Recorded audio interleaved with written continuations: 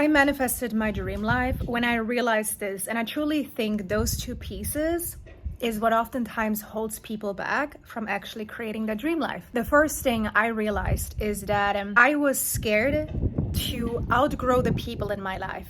I realized that the people in my life might have not have had the same ambitions, the same goals, the same dreams as I. And I was trying to keep myself small. I was trying to make sure that the people in my life felt comfortable, but also not realizing that I was keeping myself small because I wanted them to keep up. And I was moving at a quicker pace than most of them, and that would make me feel bad. And I would realize that if I kept thinking about those people rather than what I truly desired, I wasn't going to grow the way that I wanted to. I wasn't going to change my life. I wasn't going to manifest the things that I wanted to, because this part in particular was holding me back. And I see this so many times with people where they are having these big dreams, ambitions, and goals, and then it might be the partner, or it might be the mom, or it might be the sister or the best friend who is feeling stuck in their life, or who doesn't have the same dreams and goals and ambitions, or who isn't happy. And it's like these people are trying to diminish their own accomplishments or their own dreams because they feel bad when someone else isn't feeling as happy or excited or isn't achieving the things that they want to achieve. This is a thing that I would definitely look into and ask yourself, are you currently doing that? Oftentimes when I have discussions with my clients, the thing that I hear a lot is, but I'm doing all of the self-development work and my husband is not doing it. How do I continue doing it? How do I not feel bad? How do I bring him into this when I'm trying so hard to be positive and my husband is not? The thing with this type of work is that you gotta be okay with you leading the way. You gotta be okay with doing things that most people are not used to doing. Even the self-development work, being in this world, it feels like everyone is doing it, but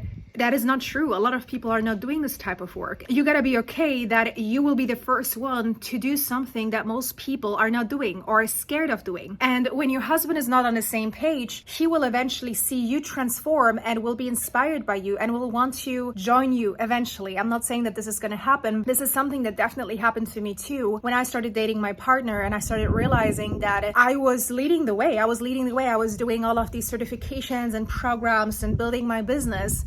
And he wasn't yet on the same page, and that was okay. He told me many times how inspiring it was, and I would tell him about the things that I would learn, the books that I read, the programs that I did, and he would start to be curious about it and eventually join. Now, if that doesn't happen, that doesn't mean it's wrong. It's just not the right time yet for the other person, but that doesn't mean that you should stop yourself from doing the thing that truly makes you happy and pursuing the thing that truly makes you happy. I realized that this was a part in my life, but also in other people's lives that I work with. That's usually the reason why they're stopping themselves. Another thing I see why many people are stuck or not creating the life that they want is because they believe they're not ready yet. They believe they're not ready yet to do the thing that is going to bring them to the next level. They're not ready yet to reach out to the person, to apply to their job, to move to the next country. A lot of people are waiting for the perfect moment, for the next certification that they have, for the next thing that they need to know in order for them to feel good enough to do that thing. Well, the truth is the right moment will never come. And if we look at all the people who are really successful, they've had so many rejections until they finally got a yes. By you going out there and doing the thing that scares you,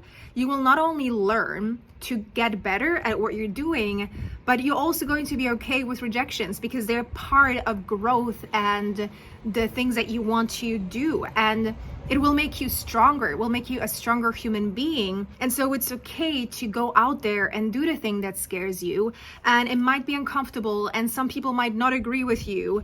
For example, I had a client, she's an artist, and she was scared to show her art on social media because what would her family think? This was a perfect example of how she was holding herself back from creating the life that she wanted, because once she puts herself out there, someone can find you, someone will want to buy your art. You might grow and expand and show the world how amazing you are. But if you're not doing it, no one's gonna know you're an artist. Only the people that you know in your life, but it's holding you back from truly being the artist that you're craving to be, the well-known person that you're craving to be. And so the first step is always the hardest, but once you get into it, once you do the thing that truly scares you, that's what's gonna help you grow. And it's so interesting because if I look at my life, I've done so many things so many people didn't agree with. I quit a job that wasn't even in for a year without any plan what to do afterwards. I've done things where people are like, are you out of your mind? But I knew that I was meant for more, and I wanted more out of life, and I wanted to create a life that I truly was happy with, and not something that I was just doing because I thought I needed to do it. This is pretty much my message here. And maybe you see yourself in any of this. Maybe something is